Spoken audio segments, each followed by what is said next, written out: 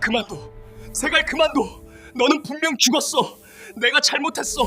왜 계속 나에게 뱀을 보내는 거야? 조선 중종시대 왕의 총애를 한몸에 받으며 무소불위의 권력을 휘두르던 한 남자가 있었습니다. 바로 김한노입니다. 그는 자신의 아들을 공주와 결혼시키며 부마의 아버지로서 승승장구했고 그의 권세는 하늘을 찌를 듯했습니다. 하지만 화려한 권세의 그림자 뒤에는 그가 평생을 걸고 숨기고 싶어했던 뼈아픈 치부가 있었습니다. 바로 태어날 때부터 앞을 보지 못하고 외모 또한 수려하지 못했던 그의 친딸이었습니다. 당시 조선은 유교적 질서와 가문의 체면을 목숨처럼 여기던 시대였습니다. 김한노에게 장애를 가진 딸은 부성애로 보듬어야 할 자식이 아니라 정적들에게 공격받을 수 있는 치명적인 약점이자 가문의 얼굴에 먹칠을 하는 오물에 불과했습니다. 그는 매일 밤 화려한 연회를 열면서도 집안 구석에서 들려오는 딸의 지팡이 소리에 진저리를 쳤습니다. 저 아이가 내 앞길을 막는구나. 저 아이만 없었어도 내 권세는 티 하나 없이 완벽했을 것을. 혐오에 눈이 먼 아버지는 결국 딸을 사람이 살지 않는 머나먼 시골로 유배 보내듯 던져버렸습니다. 그것이 비극의 시작이었습니다. 권력이라는 마약에 중독된 김한노는 마침내 인간으로서 해서는 안 될 가장 끔찍한 결심을 굳힙니다. 그것은 자신의 핏줄인 딸을 영원히 세상에서 지워버리는 것이었습니다. 하지만 살인은 생각만큼 쉽지 않았습니다. 그는 먼저 딸을 외딴 방에 가두고 굶겨 죽이려 했습니다.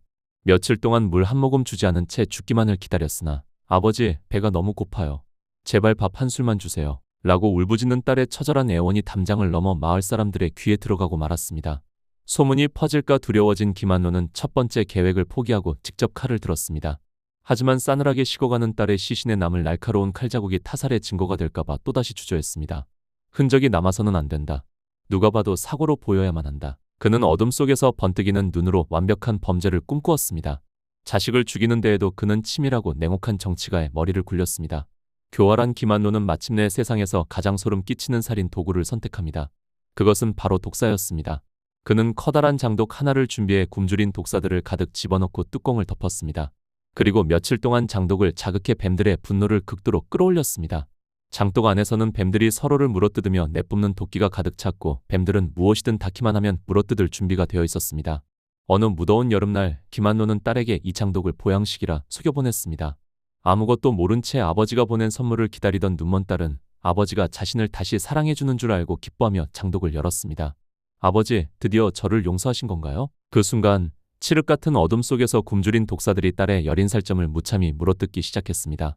딸은 고통 속에 몸부림치며 비명 한 번 제대로 지르지 못한 채 차가운 흙바닥에서 숨을 거두었습니다. 아버지가 보내준 선물은 바로 지옥 그 자체였습니다. 딸의 시신에는 뱀에게 물린 작은 흔적 외에는 그 어떤 외상도 남지 않았습니다.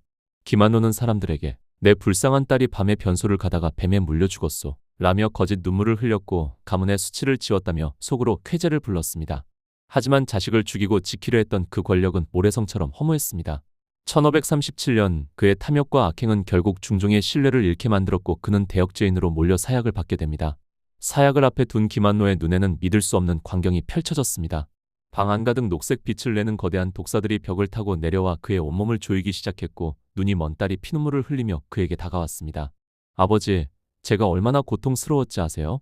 이제 아버지가 그 독을 마실 차례예요. 김한노는 허공을 향해 비명을 지르며 미친 듯이 몸부림쳤습니다.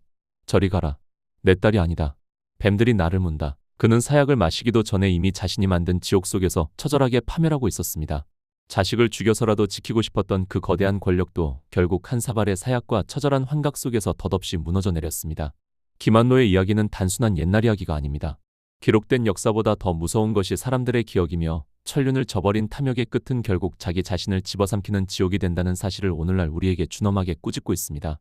김한노가 딸을 직접 죽였다는 사실은 정사실록보다는 야담이나 민간의 소문에 근거하고 있습니다.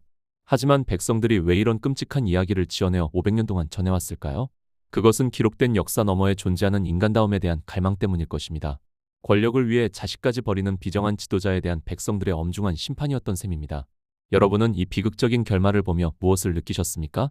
눈먼 딸의 환청이 들리십니까? 탐욕에 눈이 멀어 소중한 것을 짓밟는 자, 그 끝에는 반드시 자신이 만든 장독 속의 지옥이 기다리고 있을 것입니다. 우리가 진정으로 지켜야 할 것은 눈앞의 권세가 아니라 사람으로서 지켜야 할 최소한의 도리라는 것을 이 잔혹한 역사는 온몸으로 웅변하고 있습니다.